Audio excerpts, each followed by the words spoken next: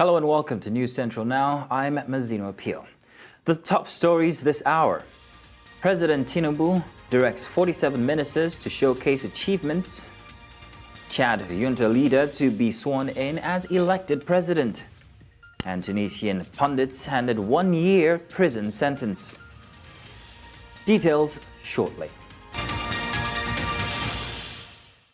Now, let's begin in the west of the continent, where Nigeria's President Bola Tinubu has instructed his ministers to present their performance reports to the nation in honor of his first anniversary in office. The announcement was made by the Minister of Information and National Orientation, Mohammed Idris, during a press briefing in Abuja on Wednesday. The minister disclosed that 47 federal ministers will begin sectorial media briefings today, Thursday, in a low-key celebration.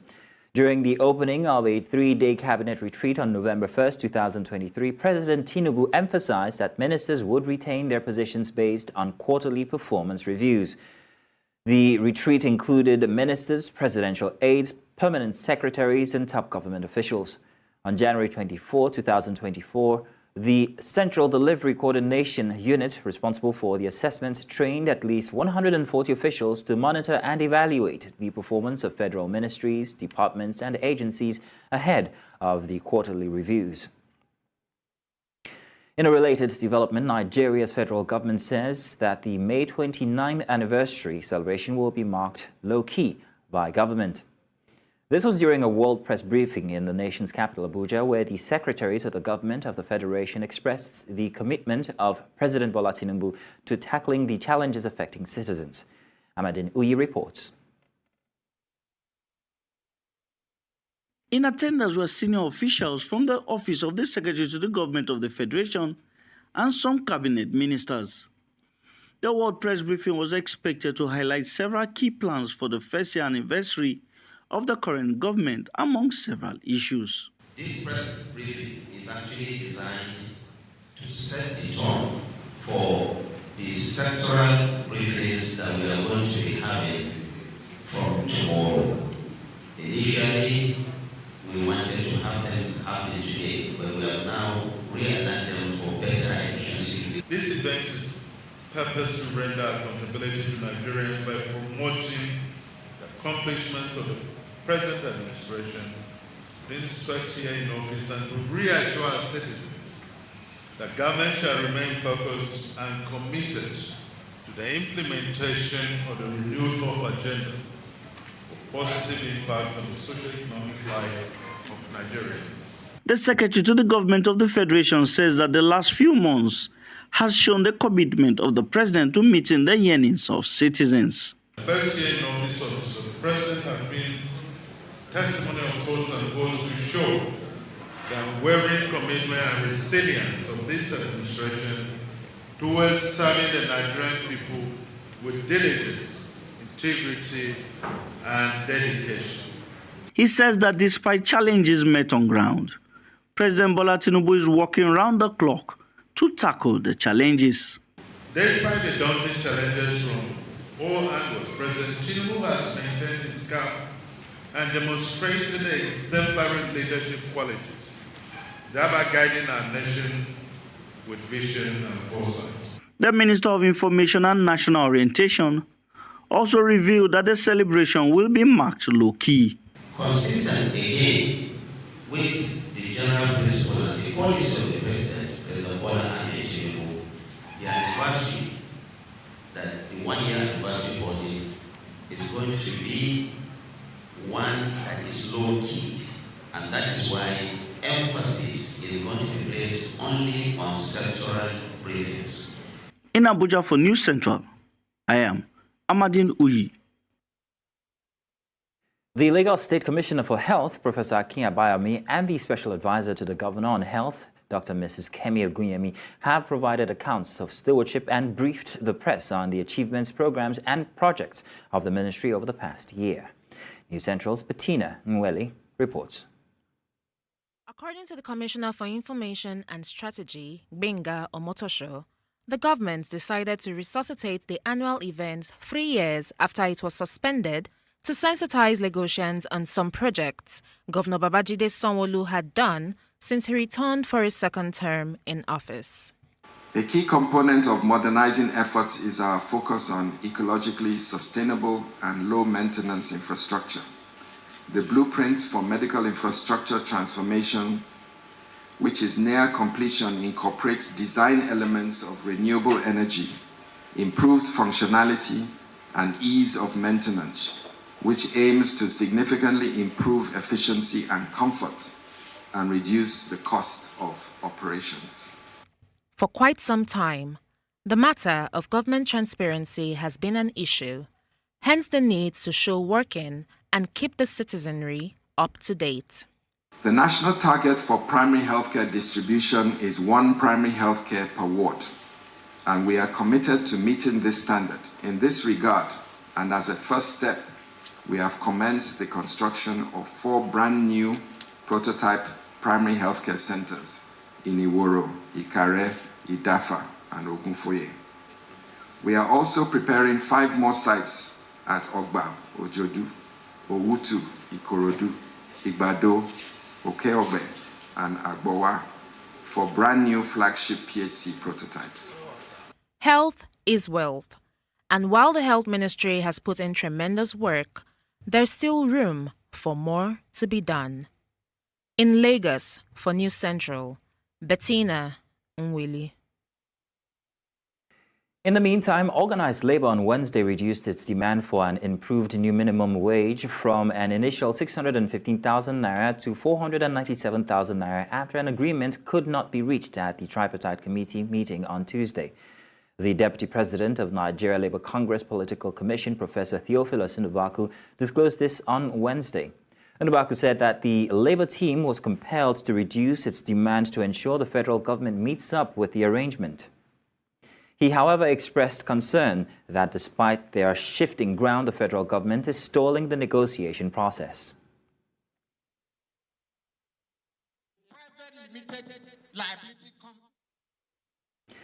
And the chairman of the Nigeria's electoral body has tasked the Forum of States-Dependent Electoral Commission to take the lead role in the conduct local government elections in the country. The chairman made known during a visit by the forum to the INEC headquarters in Abuja, saying that they must ensure that the era of coronation of candidates, irrespective of the outcome of elections in their states, must end. News Central's Joshua Emarai has the details. It was a visit to the Forum of State Independent Electoral Commissions of Nigeria to the INEC headquarters in the nation's capital, Abuja. The chairman of the INEC, while addressing the delegation, urged the state independent national electoral commissions to ensure local government elections are properly supervised in their state, as state electoral commissions are a creation of the Constitution.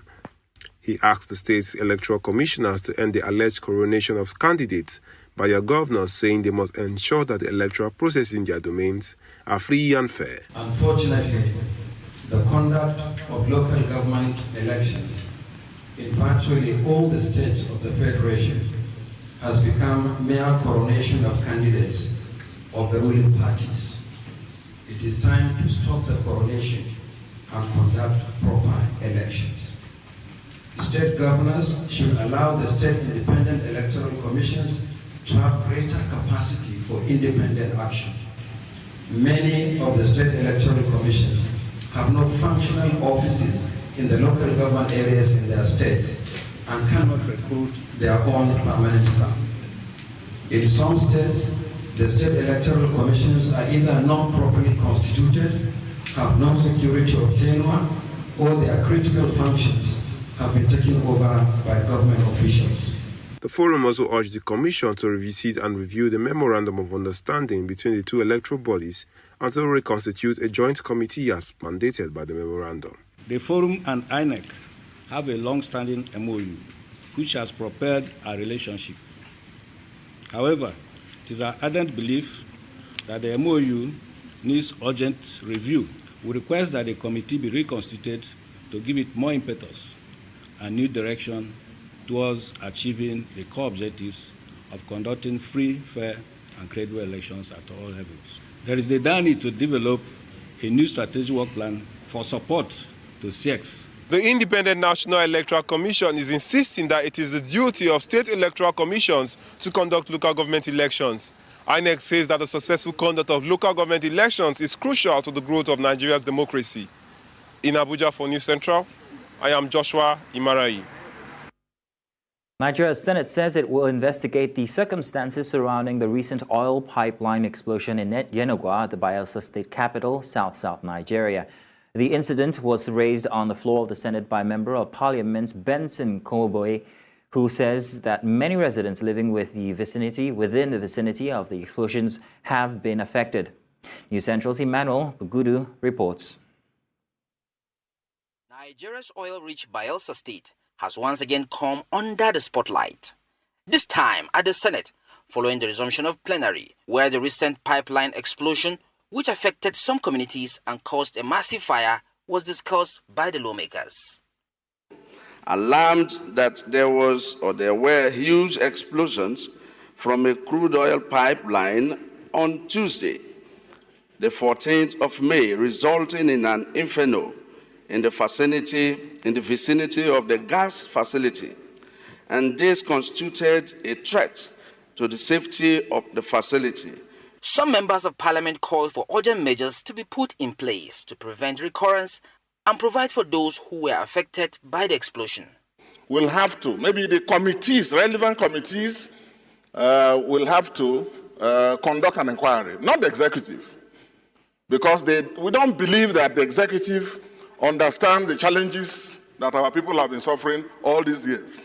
But maybe if the joint committees look into the matter, we can have a report to look at and then interface with NMPC, now whatever it is called, and then the operators and the regulatory bodies to see what steps can be taken to determine the adequacy of the measures that have been taken. To our people that are living around there, I will also emphasize that there is need for an urgent step to be taken, especially the evacuation of our people that are living there. The President of the Senate described the situation as a worrisome event, saying the subsequent pollution to the environment is a cause for concern. Because it is from there that the gas is processed and sent to the Bonny terminal for export, to a very big source of foreign exchange earnings for our country. Because the people have no place to run to. Otherwise, they go into the Atlantic Ocean.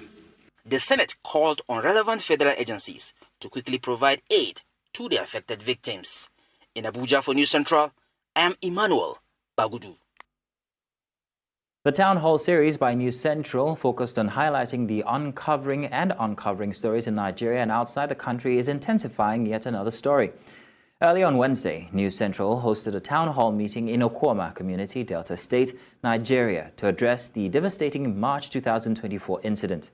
News Central's Chidima Ona compiles this report.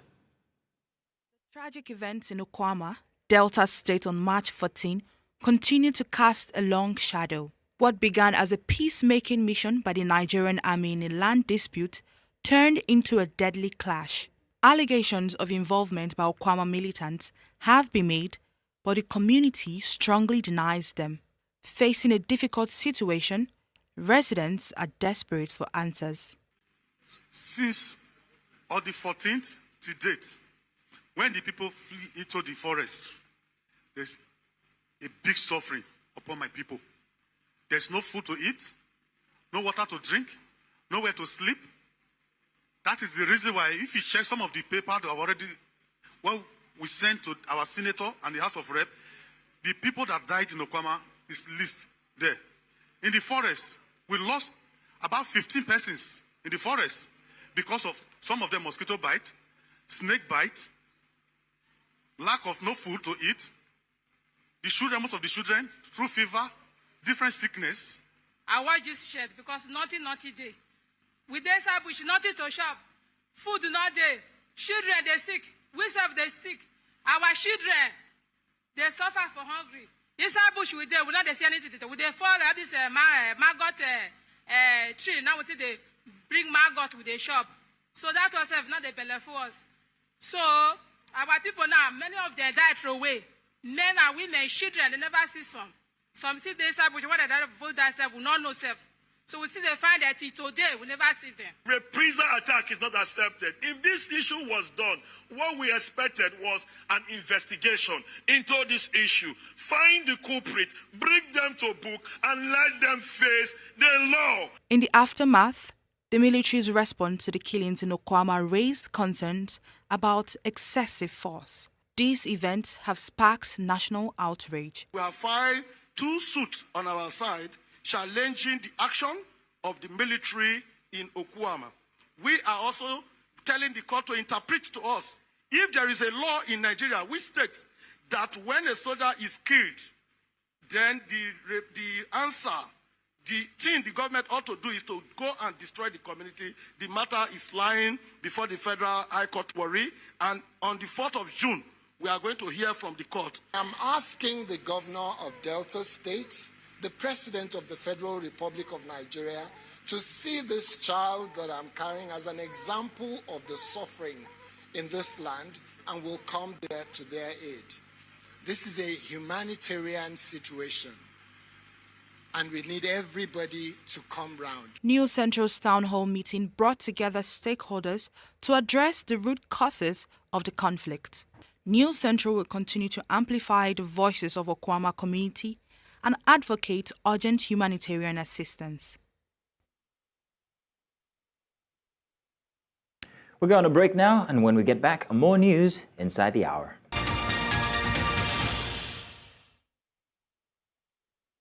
Welcome back. The Defense Headquarters has called on Katsina State Governor Dikko Rada to substantiate his recent allegations that the military is aiding and profiting from terrorism in the state. Governor Rada made these accusations during an appearance on Channels Television's Politics Today program on April 5, 2024. In response, the Director of Defense Media Operations, Major General Buba Edward, issued a statement on Wednesday urging the governor to present any evidence to the military high command. Major General Edward emphasized that the military would not engage in a public exchange of words with the governor. Instead, he encouraged Rada to bring forth proof to support his claims. He assured that the military remains unperturbed by such statements and continues to maintain high morale amongst its troops in operational areas. Additionally, Major General Edward urged citizens to support the military and report any misconduct by personnel, reinforcing the importance of community involvement in maintaining military integrity.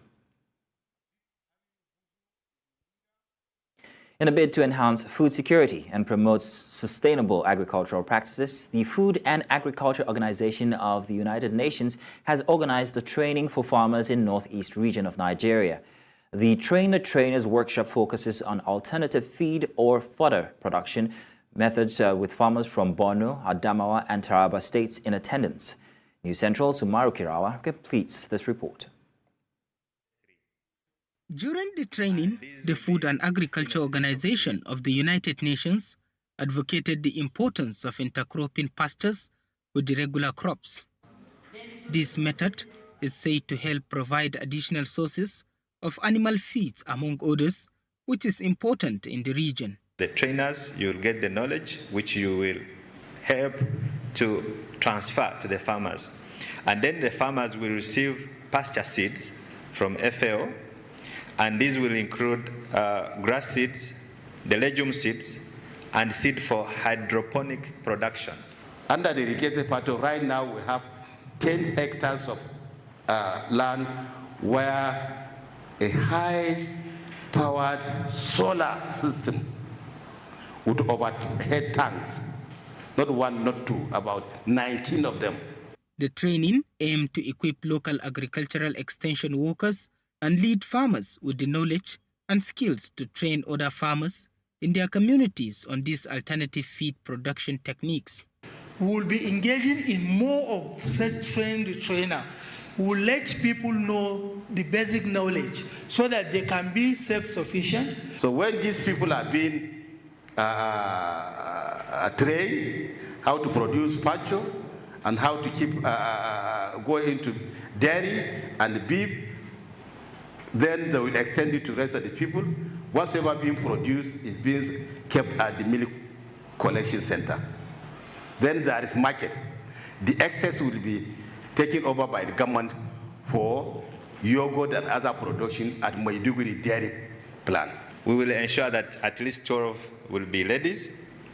And then we expect these 40, each one will train at least 20. So we expect at the end of the project to have achieved training for at least 825 farmers and herders. By diversifying feed and other sources, the initiative aims to support livestock productivity and ensure that farmers have access to sufficient and nutritious feed for their animals, even during times of scarcity. In Maiduguri for News Central, Umaru Kirawa. Now, ahead of Menstrual Hygiene Day, which is observed annually on May 28th, some menstrual health advocate groups are calling for an end to period poverty in Nigeria. One of them is Blossom Flow Foundation, which supports the eradication of period poverty in Africa. Period poverty, or the inability to afford menstrual products, is a serious issue, especially in developing countries. This is an issue menstruating girls and women grapple with monthly, and a spotlight topic on Menstrual Hygiene Day is observed every May 28th. In Nigeria, an estimated 37 million women and girls experience period poverty, meaning that they are unable to access or afford menstrual products like pads or tampons, but also pain medications and underwear. Now, joining me on the news to discuss this further is an advocate for menstrual health, Joanne Falui. She is the founder and CEO of Blossom Flow Foundations. Joanne, you're welcome. Thank you. Thank you for joining us. So, in light of the persistent barrier to accessing menstrual hygiene products, what innovative strategies or interventions have you observed in recent years that are effectively addressing these challenges? Yes, so before we talk about the innovative way of addressing this problem, we need to know numbers.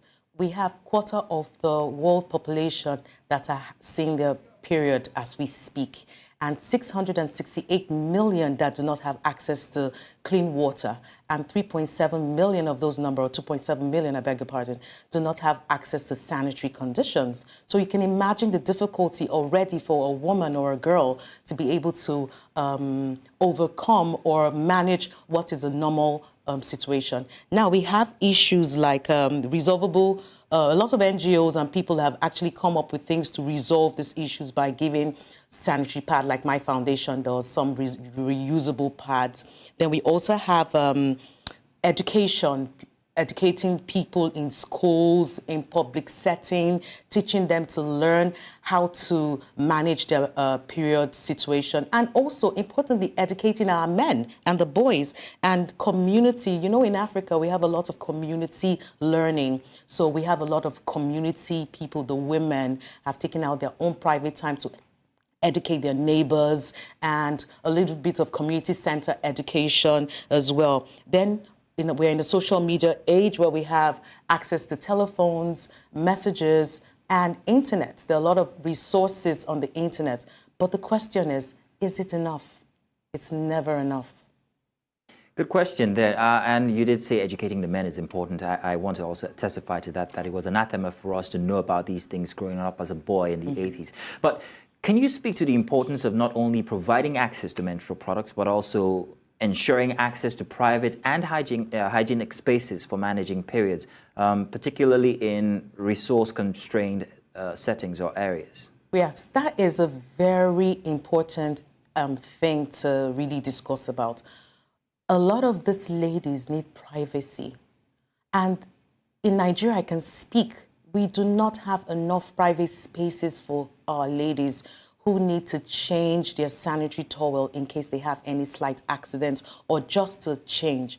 They do not have access to good public toilets where it is that they have access to water in the toilets. They do not have access to good hospital centers where they can just run in and say, okay, I just want to change my sanitary pad. So privacy is a problem. I'll give an example. Like I was in one outreach and we're being told that a girl got stained and women had to rally around her with their wrappers and she now had to change in public. Tell me where the privacy is in that. So our government has to actually make an advocacy. We have to be definite about this, providing public facilities for these ladies to change. And why is our offices not having pad dispensers? Why can't we have things like toilet rolls and yet we don't have pad dispensers in our toilet. It is as common. Period is not a luxury. It's actually an everyday to life thing. So we have to make access for these women to enjoy privacy and their dignity and destigmatize period. If they're able to have all this, it will make the common woman good. And that's why in Blood and Flow we do a hashtag, Be Her Peace. How can you give this woman her peace? Give her her privacy, and that will work. Privacy is indeed dignity. Let's talk about the cost of these products, these sanitary products for women who are menstruating. What are the contributing factors to the high cost of menstrual products, and what steps can be taken to make these products more affordable and accessible to all menstruating individuals? Yes, I'd like to start with a story. You can imagine a family that earns 50,000 naira, and the father has to give his 4 children sanitary towels, and he has to weigh that against giving food. Go figure, what do you think that will happen? The father will rather take care of food than give them access to sanitary towels. With that in mind, we need to ensure the government has to be part of this advocacy in trying to reduce taxes and also the cost of raw materials of producing the sanitary towels. Then companies also have to have more intention in just trying to say, look, how do we make sure that we have different categories or different products of sanitary towels so that every income levels be able to afford from the premium to the very bottom end of the ladder. Then also encouraging a lot of more companies to come in to manufacture sanitary towels to make it easy and accessible. Then we also have transportation. You can imagine if I was a seller in the market, I go to the market to buy these sanitary towels in my store, and if I buy them, I have to transport them, I have to pay my rent, I have to make the profits, I also have to feed my family, and you see that adds up to the cost. So we just have to be very intentional about the cost of this sanitary towel because it's affecting the everyday life of the average girl or woman child out there, where it says that they have to choose their dignity and use rags and use things that are going to cause infection and also affect their reproductive ability in future. So it is very key and important that we do the needful. I see what you did there as you referenced the current NLC struggle for minimum wage, with the 50,000 naira reference there. Yeah. But can you also discuss the cultural or societal barriers that may impede progress in menstrual hygiene management? Now, all over the world, people are shamed by seeing period. Why? In Nigeria, there's stigma about seeing period. Why? In local communities, even in our own urban communities, people actually are ashamed of seeing their period because of the stigma, because of the laugh, because of the shame. And if you're ashamed of something, how do you talk about it? So we really need to educate our fathers, our mothers, our significant others. Like we were in an outreach a couple of months ago, and the woman was telling her husband, I want to be held when I'm in my period. And the husband is telling her, but it's like dirty. And in some cultures, they actually make these women stay away from their family, and when they're finishing their period, they come over. So the stigma, it's embarrassing for the woman. You can imagine a young girl being stained, and what happens? She's being laughed at. That dehumanizes her. That doesn't make her have confidence. Then the woman has to go to work, and she's having period pain, and she can't come to work, and they say you're not serious, or you don't even have access to this sanitary pad. Then religion also is in play. They almost see, oh, it's dirty. It's not dirty. It is what makes you a woman. Without period, there will be no population. Without period, there will be no Nigeria. So it is something we all have to embrace and support the women. It is a natural and it's a beautiful thing to happen to any woman. Well, Joanne Faloyi, thank you very much for your efforts, and thank you for joining us here on the news today to talk about this very important thing. Thank you so much. You're It was a pleasure having me here. Thank you. Thank you. Now, the United Nations Population Fund has restated its commitment in ensuring that victims of gender-based violence are quickly attended to in the face of violent attacks in Plateau State. This was made known in Jos, the capital of Plateau State, during a 10-day capacity building for nurses and midwives. Correspondent Chizoba Nyenwe was there for News Central and now completes the report. The effect of gender-based violence among victims in Plateau State cannot be overemphasized. This is owing to the recurrent crises that have rocked some council areas in the state over the past 20 years, leaving several victims at the mercy of fate. The partnership between the United Nations Population Fund and the Red Cross is to tackle the dire need which victims find themselves in. For Jos, because of the communal crisis, precisely in Bokos Mangu and Barkin Ladi. So majority of the IDPs there are facing GBV cases and they are in need of SRH services. So we take it upon ourselves because one of the mandate of UNFPA is to respond to GBV cases and also provide sexual and reproductive services. Red Cross will go around to see, particularly for those that have been trained. They are selected from those 3 local governments, like you said. And we ensure that, yes, we follow up to see that those, whatever they've learned here, they've also implemented it on their own local level too. So monitoring is very key. That's what Red Cross will do in conjunction with the UNFPA. While interventions are commended, government's effort remains necessary in ensuring the health sector is improved upon. Across the PSCs, there's massive renovation going on. The governor is committed in paying a counterpart funding to all the NGOs, and that is why we're having this. We are ready to change the entire health sector on the plateau.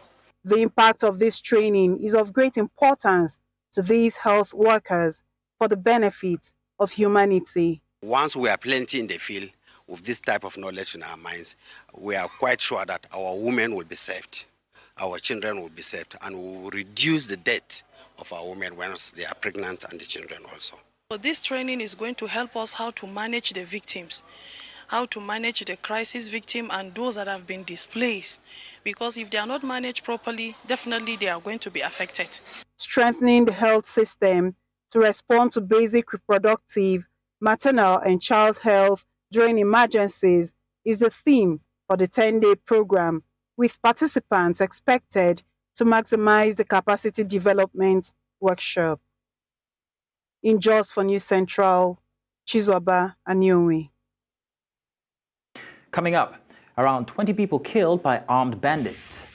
Niger's in Tilaberi region, and we'll bring you the details after the break.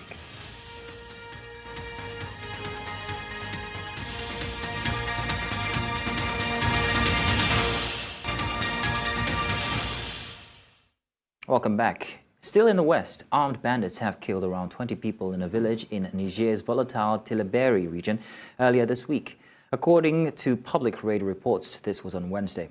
This attack follows closely on the heels of a report from the Defense Ministry stating that suspected jihadists had killed 7 soldiers in the same region, which has been besieged by rebels linked to Al-Qaeda and the Islamic State group for years.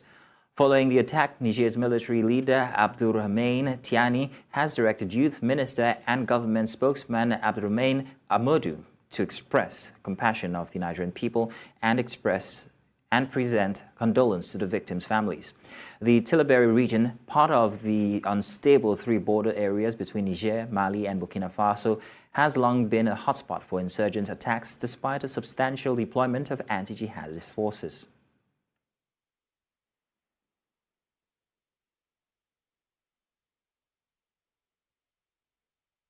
And in the central part of the continent, the economic minister of the Democratic Republic of Congo's outgoing government has been elected head of the National Assembly in a significant political development.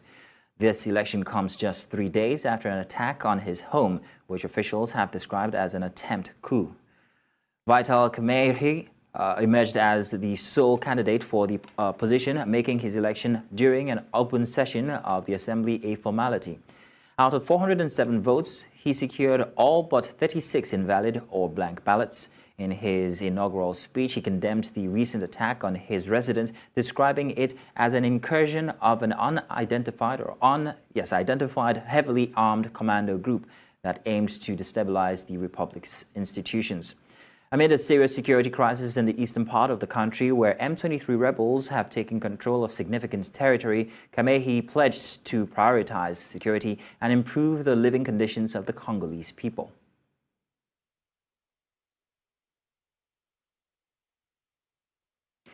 Chad's General Mahamat Idris Deby Itno, who has led the junta for the last 3 years, is to be sworn in Thursday afternoon as an elected victory hotly contested by opposition. Now, this comes after Prime Minister Sousey Masra on Wednesday said he had handed in his resignation just over 2 weeks after his defeat to junta chief Mahamat Idris Deby Itno in presidential elections. Itno won 61% of the votes cast on May 6, an election that his chief competitor referred to as a masquerade and that international organizers alleged was neither legitimate nor free. The swearing-in marks the end of 3 years of military rule in a country crucial for the fight against jihadism across Africa's restive Sahel region.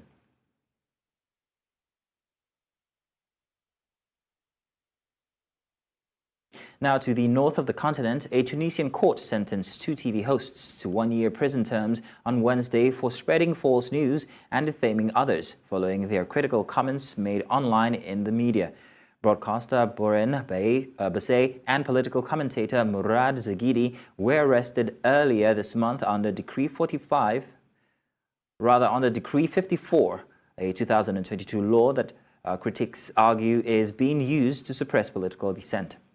The court sentenced the 2 men to 6 months for using communications networks to produce and spread false news and rumors with the intent to infringe upon the rights of others and public security. An additional 6-month sentence was imposed for using communication network to disseminate untrue information, to defame others, tarnish reputations, and cause material and moral harm. Bassey and Zgidi maintained that they were simply performing their duties when they made statements that authorities found objectionable. Decree 54 stipulates penalties of up to 5 years in prison for using communications networks to produce, spread, or disseminate false news with the intent of harming or defaming others. Still ahead, 1 dead, 29 injured in Colombia's fireworks factory explosion. We have the details after the break. Join us again.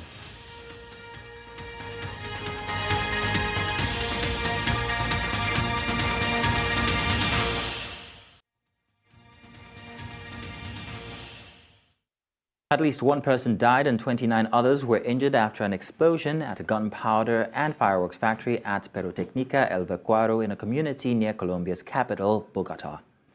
Colombian media says a powerful explosion rocked the industrial community of Sochaux at around 5 p.m. on Wednesday.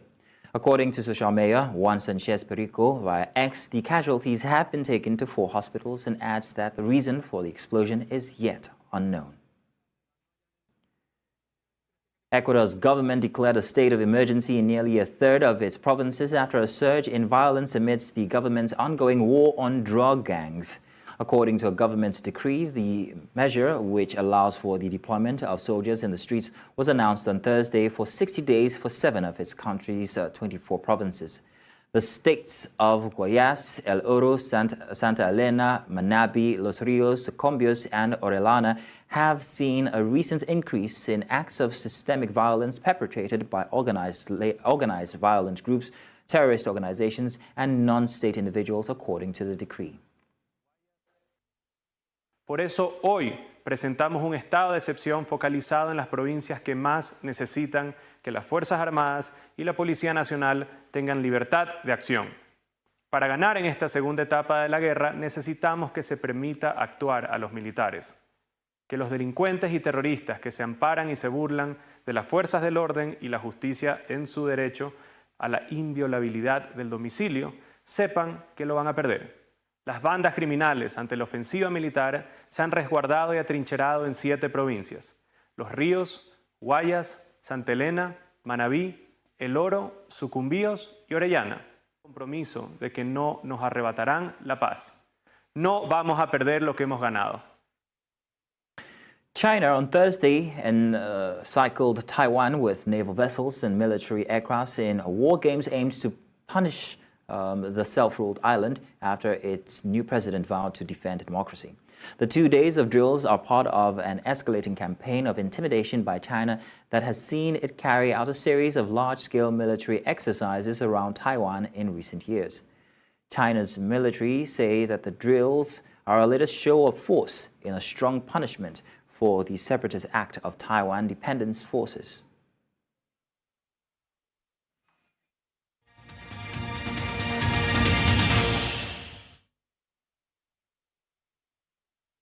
Business now. In a significant move to bolster Nigeria's capital markets and contribute to the country's economic development, the UK government has reaffirmed its commitment to support Nigeria through the mobilizing institutional capital like the Listed Product Structures Mobilist program, a key instrument to unlocking Nigeria's finance potential. Leka Onobanja tells us more in this report.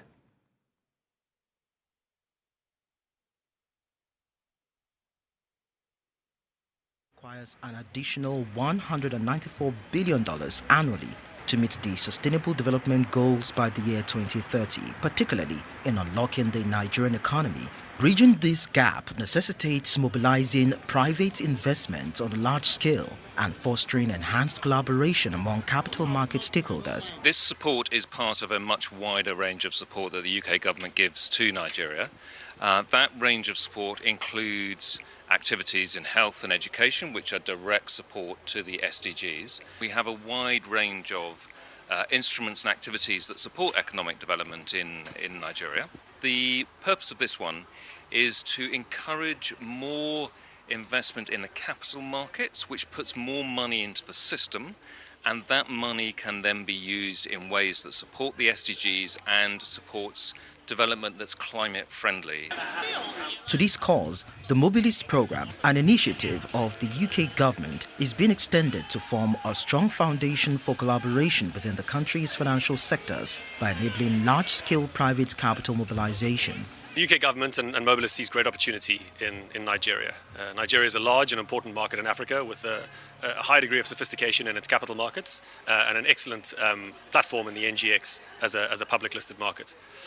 What Mobilist wants to support, and as far as it can, is more activity on public markets and by extension in the capital markets of Nigeria, which will lead to more economic development and better quality of life and standards of living for people in Nigeria. We see great promise in several sectors, in the tech space, potentially in the transport area, the arena, and in the energy transition space as well. We see great opportunity in Nigeria. Ensuring sufficient investment for sustainable projects remain critical areas for Mobilist and the NGX. The president has been very bullish about trying to grow the Nigerian economy to a $1 trillion economy in the next few years. We in the capital market and NGX actually believe that that is possible, and with this MOU and the activities that has happened today, we feel that it provides the enabling environments and market confidence to attract the much needed foreign capital into the market.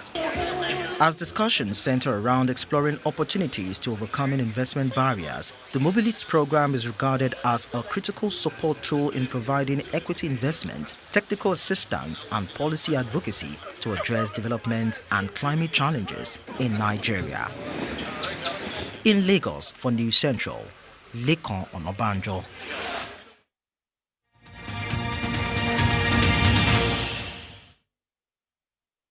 Sports now. Ademola Lookman scored a sensational hat-trick as Atlanta ended a 61-year trophy drought while ending Bayern Leverkusen's dream of an unbeaten season in the Europa League final at the boisterous Aviva Stadium. Lookman, who struggled to establish himself in the English Premier League with Everton, Fulham and Leicester City before reviving his career in Italy's under Atlanta coach Gianpiero Gasperini, struck twice inside the first 26 minutes before sealing the win 15 minutes from full-time. The Nigerian wrote the biggest piece of history with his third goal of the game in the 75th minute, which made him the first player to score a hat-trick in the final of the competition. The only player to have come close is Jupp Heynckes, who scored a hat-trick for Mönchengladbach in their first leg win at home to 20 in the final of the UEFA Cup in 1975. The victory ended Gasparini's two-decade-long pursuit of major silverware. At his side, totally outplayed Xabi Alonso's formidable Leverkusen side after going an incredible 51 games unbeaten. And World Football Governing Body FIFA has made changes to the officiating team of the 2026 World Cup qualifying match between Benin Republic and Nigeria, which is scheduled for the Stade Felix Houphouët-Boigny in Ivory Coast on Monday, June 10. The changes made sees Ethiopian official Baumlak Tassema Wayesa, originally designated as referee for the encounter scheduled, replaced with Gabonese official Pierre Ghislaine Acho. Meanwhile, both Temesgene Samuel Atango and Tigre Gizal Balacho have been retained as Assistant Referee 1 and Assistant Referee 2, respectively. However, Tewodros Mitiku, earlier designated as the fourth official, has been thrown out, replaced by Cameroonian Antoine Max Effa Iswama.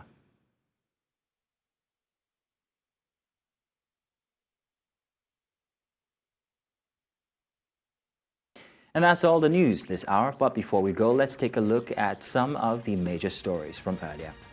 President Tinubu has directed 47 ministers to showcase their achievements. Chad junta leader to be sworn in as elected president.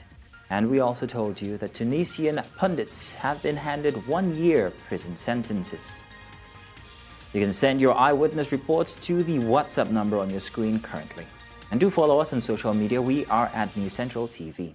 You can watch News Central live on DSTV channel 422, Star Times channel 274, Able TV, and on YouTube. Many thanks for watching. My name is Mazino Appeal.